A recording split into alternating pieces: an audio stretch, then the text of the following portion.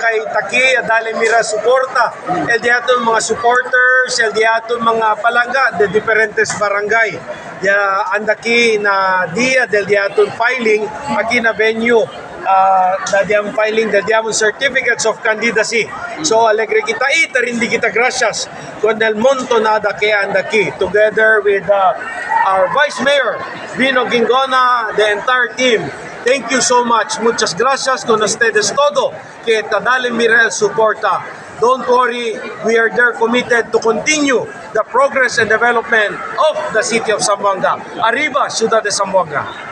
Specifically, what's the priority for Mayor? We filed under the ruling party, Lakas CMD. What will be your priority first? Priority programs. Priority, we will continue what we started. Meaning to say, continua kita, abri el mas mucho camino, highways, el diaton hospital. Maabri kita, Chenio Nuevo lang. I hope it will be signed by the President already.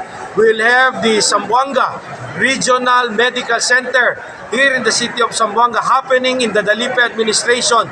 Plus, eventually, pwede kita kumpra el todo tierra del Diato Nuevo Airport donde pwede kita prinsipya el next phase, el detailed engineering design plus el Diaton Civil Works para amose mansintak el progreso del Ciudad de Zamboanga. Of course, I was reminded by Mayor John Dalipe el diamong partnership with the national government para ase mas bonito con el Diaton Pasi Orden.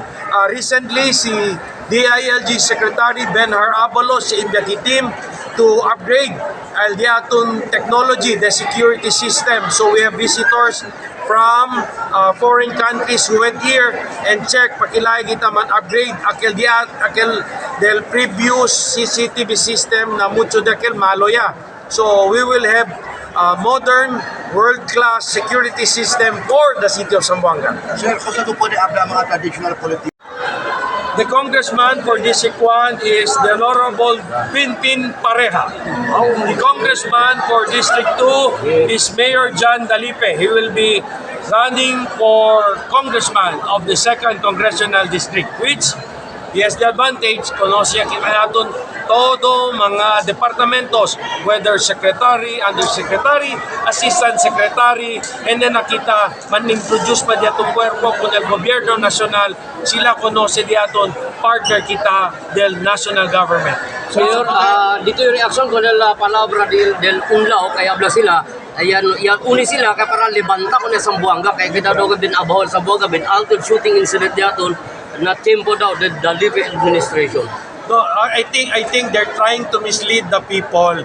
Let's face it, mas mucho development ara contra de antes. 9 years, 18 anyos sila, I think people know, siya kompone sila ko sa debe kompone antes, na di ila 18 years, na 2 years del Dalipe administration, na kami ko sa kompone.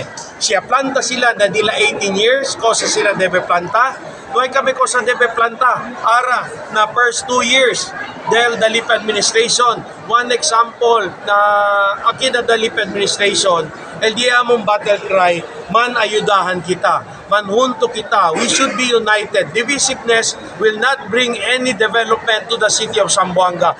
One classic example, antes, yung Miramanto, pakilay sila, de hindi united. So apply over no pwede ase. Ara with Mayor John Dalipe, Congressman Manix Dalipe, and el diaton team, of course with the Honorable Pinpin Pareha, Vino Gingona, we were able to build the flyover in Santa Cruz because of that united leadership. And hindi lang siya, in the next 3 years, Abli Contigo, with our commitment, with our partnership in the national government, we will have more. Hindi lang ese, yung prinsipya kita, continue kita in the next 3 years.